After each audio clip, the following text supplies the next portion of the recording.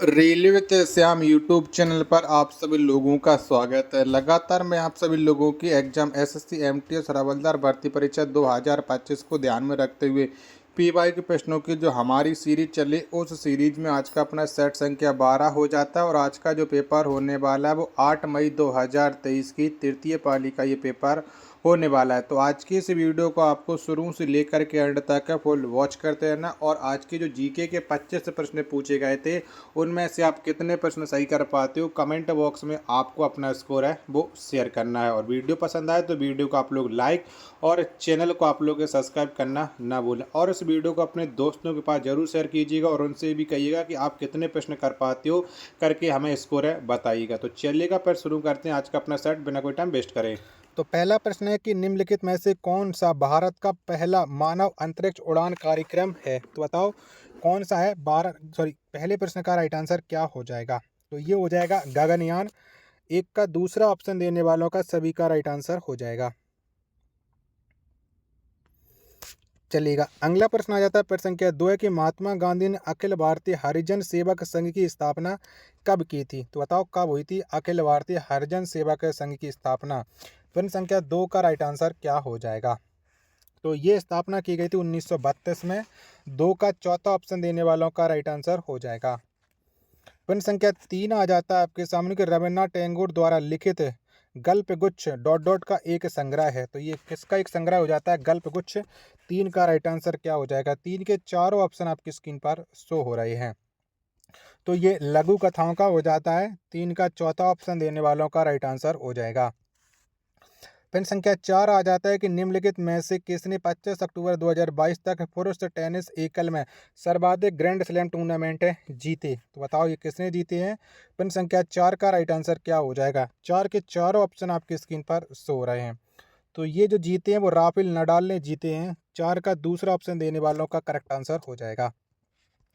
अगला प्रश्न आ जाता है प्रश्न संख्या 5 के डॉट डॉट प्राकृतिक रूप से पाया जाने वाला आवर्त सारणी का सबसे भारी तत्व है जिसका परमाणु भार 238 है। तो बताओ किसका परमाणु भार 238 हो जाता है। 5 नंबर प्रश्न का राइट आंसर क्या हो जाएगा। तो ये यूरेनियम का हो जाता है। 5 का दूसरा ऑप्शन देने वालों का करेक्ट आंसर हो जाएगा। अगला प्रश्न आ जाता है प्रश्न संख्या 6 के भारतीय संविधान में राज्य के नीति निर्देशक सिद्धांतों की विशेषता डॉट डॉट के संविधान से ली गई है। तो कौन से देश के संविधान से राज्य के नीति निर्देशक सिद्धांतों की विशेषता ली गई है। 6वें नंबर प्रश्न का राइट आंसर आपको देना है। 6वें का राइट आंसर क्या हो जाएगा। तो ये आयरलैंड के संविधान से ली गई है। 6 का दूसरा ऑप्शन देने वालों का करेक्ट आंसर हो जाएगा। चलिएगा वीडियो पसंद आ रही होगी तो प्लीज़ वीडियो को लाइक और चैनल को आप लोग सब्सक्राइब करना बिल्कुल ना भूलें। 7 नंबर का प्रश्न है कि डॉट डॉट खेतों में बीज बोने वाला एक त्यौहार है। यह झारखंड में मनाया जाने वाला एक प्रमुख त्यौहार है। तो बताओ कौन सा त्यौहार हो जाएगा जो झारखंड में मनाया जाता है प्रमुख त्यौहार। 7 का राइट आंसर क्या हो जाएगा। तो ये हो जाएगा रोहिणी। 7 का चौथा ऑप्शन देने वालों का करेक्ट आंसर हो जाएगा। प्रश्न संख्या 8 आ जाता है कि भारत में 5G दूरसंचार तकनीक किस वर्ष शुरू की गई थी। तो बताओ ये तकनीक कब शुरू हुई थी।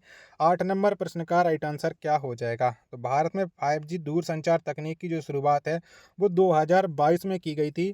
8 का दूसरा ऑप्शन देने वालों का सभी का राइट आंसर हो जाएगा। नेक्स्ट प्रश्न पर संख्या 9 की निम्नलिखित में से कौन सी पुस्तक राजा हर्षवर्धन द्वारा नहीं लिखी गई थी। तो बताओ में से कौन सी पुस्तक हर्षवर्धन ने नहीं लिखी है।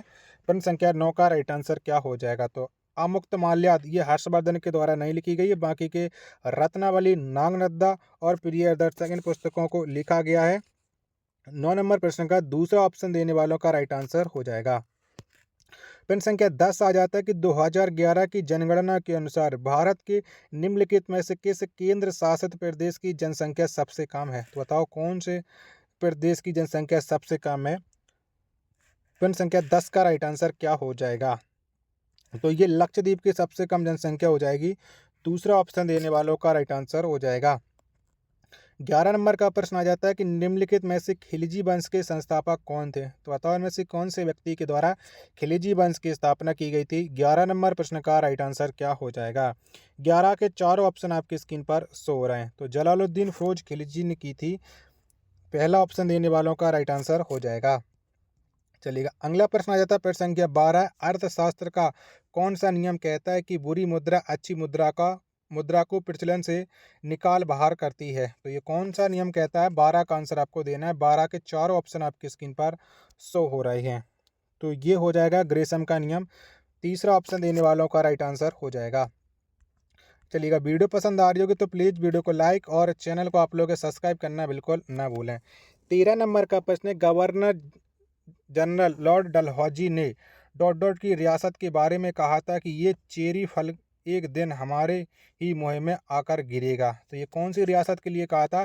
पेन संख्या 13 का राइट आंसर क्या हो जाएगा? 13 के चारों ऑप्शन आपकी स्क्रीन पर शो हो रहे हैं। तो ये कहा था अवध रियासत के लिए।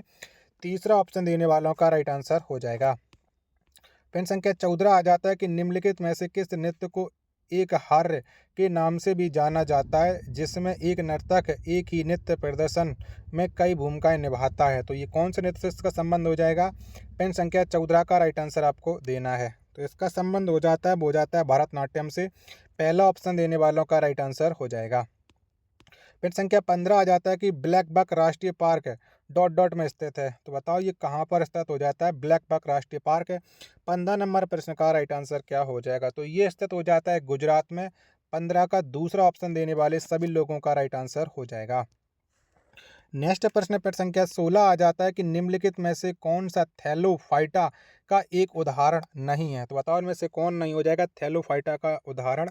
16 नंबर प्रश्न का राइट आंसर क्या हो जाएगा? तो ये हो जाएगा मार्केसिया। कौन? मार्केसिया। 16 का दूसरा ऑप्शन देने वालों का राइट आंसर हो जाएगा। पेन संख्या 17 आ जाता है कि हिंदुस्तानी शास्त्रीय परंपरा में सबसे महान भारतीय गायकों में से एक भीमसेन जोशी डॉट डॉट से थे। तो बताना है कि भीमसेन जोशी का संबंध कौन से राज्य से हो जाता है? 17 नंबर प्रश्न का राइट आंसर। तो भीमसेन जोशी हैं, ये कर्नाटक से संबंध रखते हैं। 17 का पहला ऑप्शन देने वालों का राइट आंसर हो जाएगा। अगला प्रश्न आ जाता है प्रश्न संख्या 18 कि दिल्ली उच्च न्यायालय की स्थापना सन डॉट डॉट में की गई थी। तो बताओ कब हुई थी दिल्ली उच्च न्यायालय की स्थापना? 18 का आंसर आपको देना है। तो दिल्ली उच्च न्यायालय की स्थापना 1966 में की गई थी। 18 का चौथा ऑप्शन देने वालों का राइट आंसर हो जाएगा। नेक्स्ट प्रश्न संख्या 19 आ जाता है आपके सामने कि फार्मास्यूटिकल्स विभाग ने बल्क ड्रग पार्कों को बढ़ावा देने की योजना के अंतर्गत 3 राज्यों हिमाचल प्रदेश, गुजरात और डॉट डॉट में बल्क ड्रग पार्क स्थापित करने के प्रस्तावों को सैद्धांतिक स्वीकृति दे दी है। तो वो 3 राज्य कौन कौन से हो जाएंगे? 2 राज्य तो आपको पता चल चुका है, हिमाचल प्रदेश और गुजरात। तो अगला राज्य कौन सा हो जाएगा? ये ऑप्शन के अकॉर्डिंग आपको बताना है। 19 नंबर प्रश्न का राइट आंसर क्या हो जाएगा? तो वो तीसरा राज्य हो जाता है आंध्र प्रदेश। 19 का चौथा ऑप्शन देने वालों का करेक्ट आंसर हो जाएगा। पिन संख्या 20 आ जाता है आपके सामने कि किस प्रसिद्ध भारतीय कथक नर्तक को 1986 में भारत के दूसरे सर्वोच्च नागरिक पुरस्कार पद्म विभूषण से सम्मानित किया गया? तो किसे सम्मानित किया गया था? 20 का आंसर आपको देना है। 20 के चारों ऑप्शन आपकी स्क्रीन पर शो हो रहे हैं। तो ये जो 1986 में भारत का दूसरा सर्वोच्च नागरिक पुरस्कार पद्म विभूषण ये बिरजू महाराज को मिला था। चौथा ऑप्शन देने वालों का राइट आंसर हो जाएगा। अगला प्रश्न आ जाता है प्रश्न संख्या 21 है कि निम्नलिखित में से किस नदी का प्राचीन नाम बिपाशा है? तो बताओ कौन सी नदी का नाम बिपाशा पड़ जाता है? 21 का आंसर आपको देना है। तो ये ब्यास नदी का नाम बिपाशा हो जाएगा। 21 का चौथा ऑप्शन देने वालों का राइट आंसर हो जाएगा। पिन संख्या 22 आ जाता है कि 2011 की जनगणना के अनुसार निम्न में से किस राज्य की साक्षरता दर सर्वाधिक है? तो बताओ इनमें से कौन से राज्य की है? तो सर्वाधिक जो साक्षरता दर हो जाती है 2011 की जनगणना के अनुसार वो हो जाती है केरल की। 22 का चौथा ऑप्शन देने वालों का राइट आंसर हो जाएगा। प्रश्न संख्या 23 आ जाता है कि निम्नलिखित में से कौन सा शहर मुगलों का पहला नियोजित शहर था? तो बताओ इनमें से कौन सा हो जाएगा मुगलों का पहला नियोजित शहर? 23 नंबर प्रश्न का राइट आंसर क्या हो जाएगा? तो ये हो जाएगा फतेहपुर सीकरी। 23 नंबर प्रश्न का दूसरा ऑप्शन देने वालों का सभी का राइट आंसर हो जाएगा। अगला प्रश्न आ जाता है आपके सामने प्रश्न संख्या 24 है कि लोकसभा का डॉट डॉट वर्ष का एक निश्चित कार्यकाल होता है और राष्ट्रपति द्वारा इसे किसी भी समय भंग किया जा सकता है। तो आपको बताना है कि लोकसभा का कार्यकाल कितने वर्षों का होता है, क्योंकि ये राष्ट्रपति के द्वारा कभी भी लोकसभा को भंग किया जा सकता है, जबकि राज्यसभा है वो कभी भी भंग नहीं की जा सकती है। तो 24 नंबर प्रश्न का राइट आंसर हो जाएगा 5 वर्ष। ऑप्शन संख्या 4 करेक्ट आंसर हो जाएगा। प्रश्न संख्या 25 और अंतिम प्रश्न आ जाता है कि अंतर्राष्ट्रीय क्रिकेट परिषद महिला क्रिकेट विश्व कप 2022 की मेजबानी द्वारा मार्च और अप्रैल 2022 में की गई थी। तो बताओ कौन से देश ने महिला क्रिकेट विश्व कप 2022 की मेजबानी की थी। 25 नंबर प्रश्न का राइट आंसर क्या हो जाएगा। तो ये मेजबानी की थी न्यूजीलैंड ने। चौथा ऑप्शन देने वालों का राइट आंसर हो जाएगा। आशा और उम्मीद करता हूँ आप सभी लोगों को आज का सेट है वो जरूर पसंद आया होगा। तो प्लीज़ इस वीडियो को लाइक और चैनल को आप लोगों के सब्सक्राइब करना बिल्कुल ना भूलें। मिलते पर अपने एक और नेक्स्ट वीडियो और नेक्स्ट सेट के साथ। तब तक के लिए धन्यवाद। जय हिंद, वंदे मातरम।